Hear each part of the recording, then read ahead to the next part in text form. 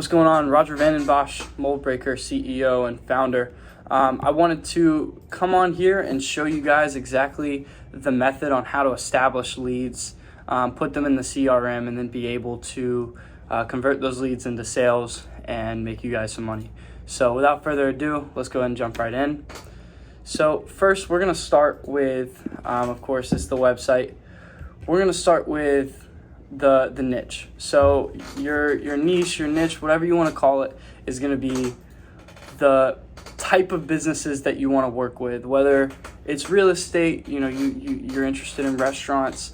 My advice to you is pick something that you're interested in and run with that, because it's hard to sell something. It's really hard to do anything, enjoyably do anything that you don't want to do. So what I would start with is finding that niche for you that you enjoy, that makes you happy. For me, I enjoy real estate, so that's what I do. And start with that niche. So then we're gonna come to literally Google, and then we're gonna look up a business. So let's say we're doing, for example, give me a niche, Gabe. Give me a niche. Give me an industry. Industry. Let's do real estate. Let's do real estate. All right. So for real estate, we'll type in realtors near me, right? So, and we don't want to look for the people at the top, because obviously the people at the top have the best marketing. First tip, because of the fact that they are pulling up first, which means it's going to be kind of harder to provide them services. However, if we scroll down, let's say we go to the statesboroproperties.com. They're at the bottom of the first page, which means they're still relevant, but they're also not at the top. So definitely some services we could provide with them. So now that we're on the site,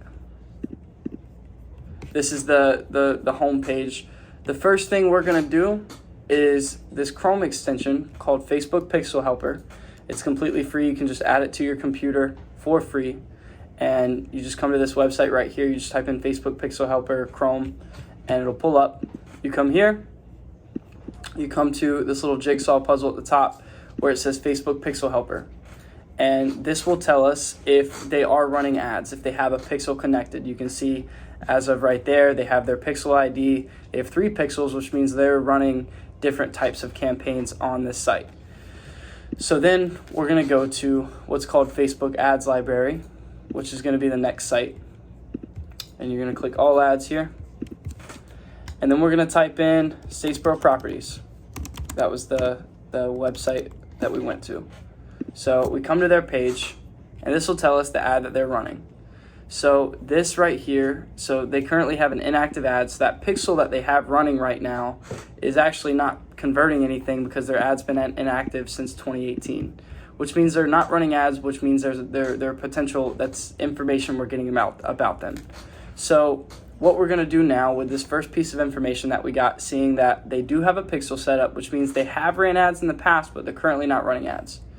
So you're going to come back to the Notion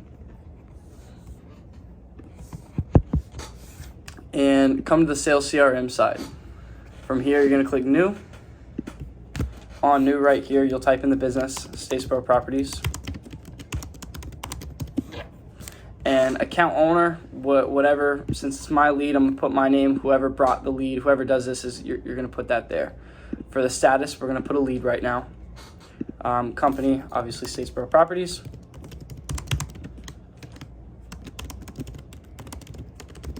And under qualification notes down here, you're going to be able to put, does have pixel installed, comma, inactive ads since 2018. Cool. So now that we've got that, we've got a little bit of information about them. Now we want to dive into them more. So next, we really want to fill up every single one of these boxes that we can. So the next one is going to be, we need to identify their email, because we need to find a way to contact them. So what we can do from there is we're going to go to what's called Rocket Reach over here, and we're going to type in Statesboro Properties.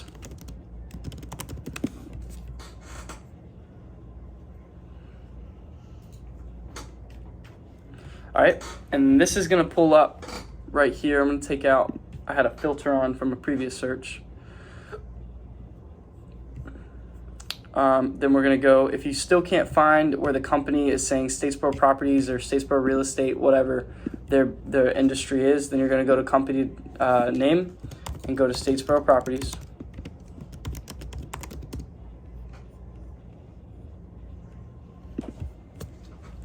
Insert the company name. Now we've got Statesboro Properties. We have the managing broker, a licensed realtor, and then an associate broker. So of course, the managing broker is going to be the most important person. Just by looking at that, managing broker seems important. So you're going to click Get Contact Info. And it says no verified emails found. That's okay, but we've got a name out of this, Tracy Mallory Russell.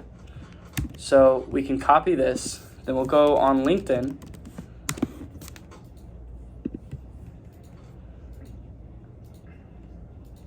And from LinkedIn, you'll be able to type in her name.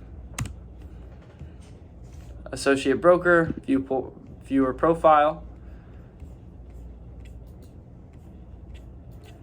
And this is all of her stuff where it says contact info. Right there. So there's her profile. And then she also has a personal website. Her website doesn't work. The Cornerstone Real Estate Group. So we'll click that.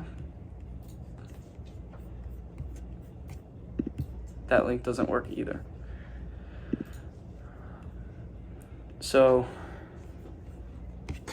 at this point, if we can't find their information directly from either LinkedIn or Rocket Reach, then we can go to Google or something like that to establish their contact info. But a lot of times you can find it directly on the website as well, for whatever reason. So they have an order form they don't have where we can email them. We do have a phone number though, so we'll go ahead and take that phone number. So we'll go to phone, insert. We're still looking for the managing broker's email. However, we also have these two licensed realtors and associate broker. Associate broker is going to be next most important. Let's see if she has any verified. There we go. So right here, we've got 2 verified emails of Shelly Stringer, that is an associate broker at Statesboro Properties. So we will go to copy. Then we'll go into Notion, we'll go to email and paste that in there. So now we've got our email and the website is statesboroproperties.com. So now that we've got their contact information to be able to reach out to them, now we got to figure out what services could we provide, of course, because we have anything from running ads. We could build a website from them. Initially looking at their website looked pretty professional, so it'd be kind of hard to sell them on a website just because they have a good looking website. However, ads and things like that, they've been inactive for ads for 4 years now, so we could definitely run some ads with them. So we're going to come in here and we're going to go to similarweb.com, which is this site right here. Type in their website.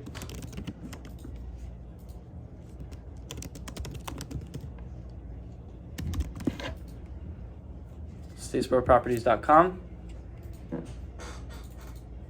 Now, this website is going to be great for figuring out information about their website, how it works, how it's performing, and things like that. So initially what we see is Statesboroproperties.com has less than 5,000 people that have been to this website in total. So we could screenshot this piece of information, which I will do now. Or forgot the shortcut.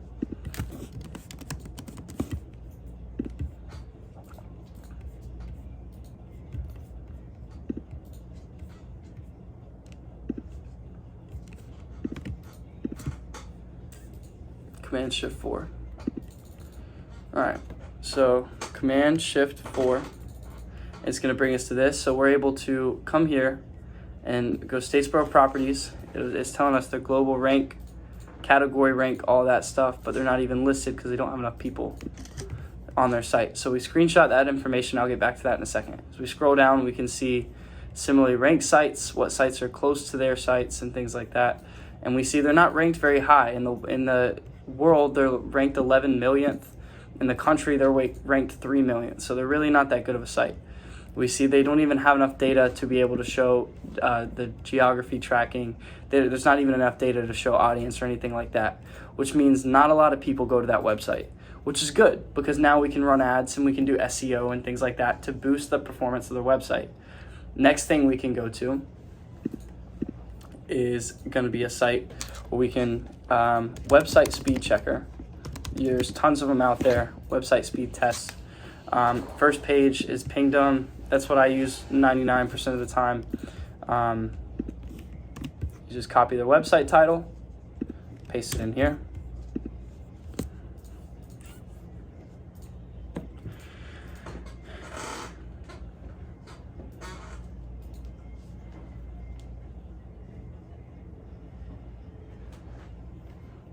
All right, so it's running that test, and then it's going to tell us exactly how good their website is as far as their SEO side. SEO being search engine optimization, which means how easily they pull up on Google when you type them in. Obviously, we had to scroll to the bottom of the first page to even find their page. So they do need some work, but this will break down and tell us exactly what they need. So they got a grade of an 84. It took 8 seconds, still going higher, to load the page. That's not good. For the average site, it should take no more than 2 to 3 seconds to load the site. It takes 13 seconds to load the site. Google doesn't like that. Very simply, Google thinks that this is a bad site with viruses and all these links and stuff like that. And I get it, it's a big site, which is okay. But at the same time, they still have to be able to provide a site that is loading quickly. And so there's tricks we can do, and it'll tell you right here, so they have their scripts in and stuff like that, which is good. What they have an F at and a D at is too many HTTP requests, which is going to be way too much stuff on the page. But I get it, it's a real estate website, so they need stuff like that. So there's definitely tweaking that we could do to make it more optimal, but at the same time, we don't want to mess too much with that. But the compressing components, we can compress the components and things like that with the SEO, and that's the service that we could provide. And then scroll down, you get some more information and stuff like that about the website. Mostly everything you need is going to be right here, is going to be getting their performance. So then again, you're going to do the Command-Shift-4 to screenshot, and you'll be able to come here. Let me get the whole thing in there.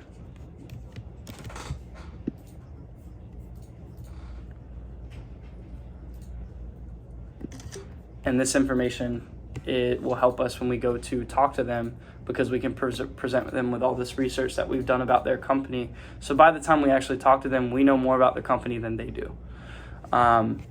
So now that we've done research with RocketReach to establish the contacts, SimilarWeb to see how their website's performing, Facebook Ads Library to see what ads they're running, the Facebook Pixel because that'll help you to see if they are running ads.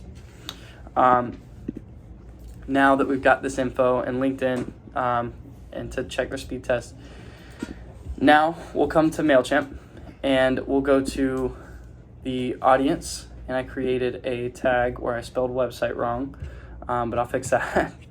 But basically, you'll be able to come here and you'll go to all contacts under the audience.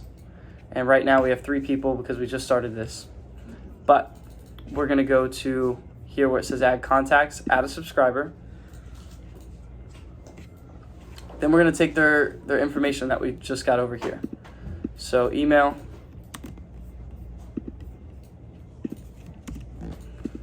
their name, Shelly Stringer.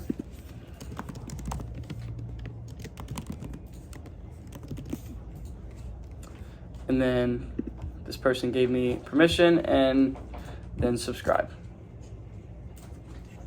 So now they're in there, and we are now able to be able to send them mass emails through MailChimp, which is good.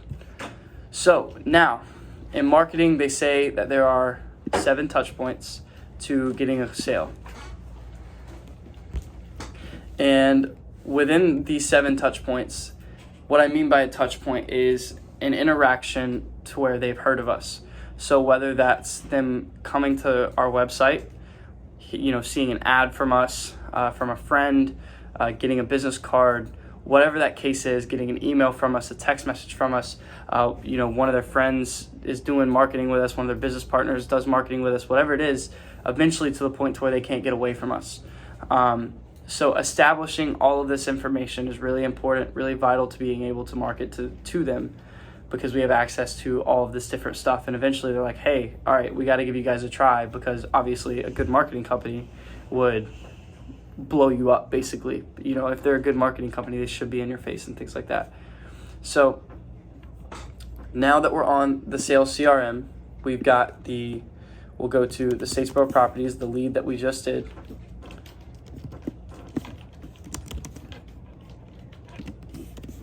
Statesboro Properties. And these qualification notes, we can go in here and we can put all the information that we screenshotted. So we can say website has low views, ranked low on SEO,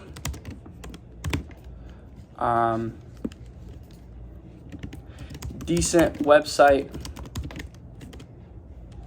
however loads extremely slow.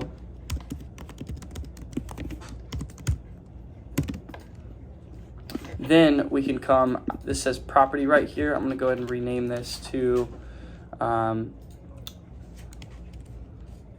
services, potential services. So the services that we can run for them. So based off the information that we've got so far, what I'm thinking is they do have the pixel. They have an active ad, so we could run ads.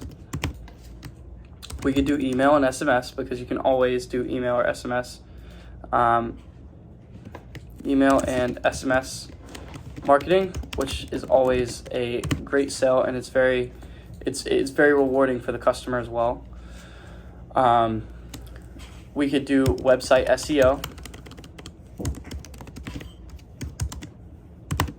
which is going to help get them to the top of Google. So will the ads. And then the page loads slow. So that's part of SEO, but it's also a little bit of website fabrication. So we go in there and kind of tweak the website. I'm just going to put for faster load time.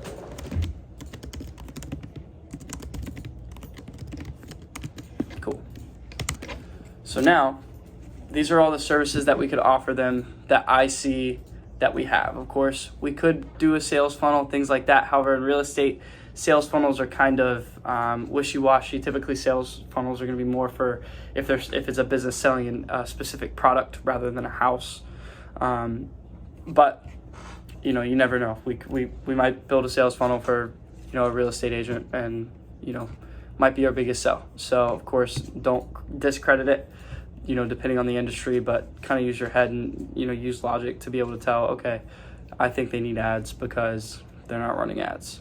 Now that we've got this contact information, our first step to contacting them is going to be through what we use called Loom. And what Loom does is it's an extension you can add, just like how we just type it in. So you'll go Loom extension for Chrome.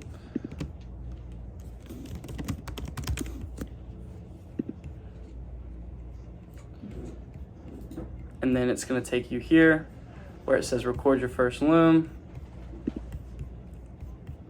Then you'll go on your email, hit compost, and if you notice at the bottom down here, we've got this little button that says record a new video or insert last recording. So with that right here, we'll be able to, our initial way we want to reach to them is going to be using Loom. So it's going to be recording a video, and you know, for example, if we're doing the Statesboro Properties, Gabe, you'll play the realtor, I'll play the sales. But rather than getting an email that says, you know, hey, we're trying to sell you marketing, basically, or hey, we've got this amazing offer for you, what we would come with is, you know, hey, Gabe with Statesboro Properties, I sat down, I dove into your business, and I realized that, you know, let's go off the information that we use from the Notion. And you'll be able to do this when you record your Loom. But hey, Gabe, I recognize that you do have a pixel installed. Your ads have been inactive since 2018. Your website has low views. You're ranked low on Google. You have a decent website. However, it loads extremely slow. And then you want to come in and you want to show them proof of that. So that's all those screenshots that we took about their business, where we're showing them, hey, this is evidence. Your website is slow. this is evidence that your ads aren't running. We really dove in, so that way when they read it or when they see it, they see the video rather than getting an email. And with Loom, it links directly in that video. So when they open the email, it'll be, hey, here's a little bit of, hey, I'm Roger, please watch, hey, I'm Gabe, please watch this video on how we can provide value to you today, blah, blah, blah, blah. You show them the video, and then you're sitting down in front of them, and rather than saying, hey, Statesboro Properties, use the person that we have. So we have Shelly Stringer. So you'd say, hey, Miss Stringer, I'm, Gabe with Moldbreaker, and I've noticed some problems about your business that we could provide some solutions for.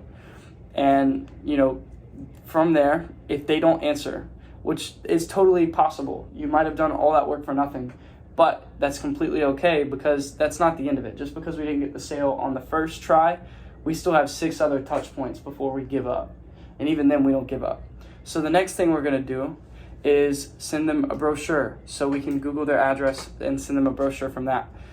We can run ads targeting directly to that company for Statesboro Properties.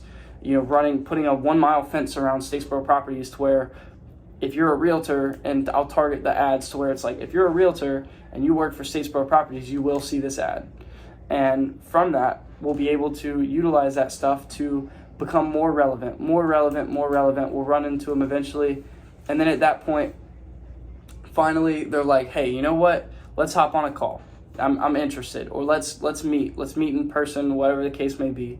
Then we go meet them. Then we break down what we offer. We break down all the research, and we really go into depth. That Loom video really doesn't have to be longer than 30 seconds. But then when we sit down, you really want to talk to them and be like, hey, these are all the services that we think and will help build your business and stuff like that. And, at that point, that's where the closing comes in, and then we'll provide the service from there. So that's basically, do you have any questions that you think other people would have questions on from this? You good? Yeah? All right. So with that being said, I hope you guys enjoyed. I hope it was educational. I hope you guys learned something, and let's get out there closing.